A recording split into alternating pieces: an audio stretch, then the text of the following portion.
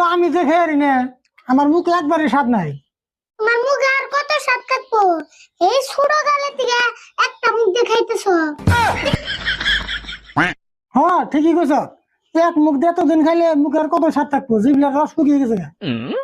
একটা কাম করে কি করবি?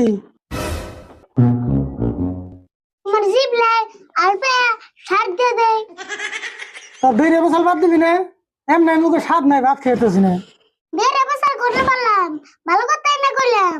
আলপে সার দিলে তো জিভলায় রস আইবো। আমার জিভলার রস আর না গুনা। আপ দিলে কে? এখন বাজারে যাবো সবজি কিনবার, নইলে বাড়ি গেলে ভাত খেলাম না। তুমি যাবে সবজি কিনবা? তোমার থেকে আমি গেলে বেশি ভালো হইতো নি। কে আমি সবজি কিনে আনলাম না? তোমার জানাবো না, আমি তো যাই।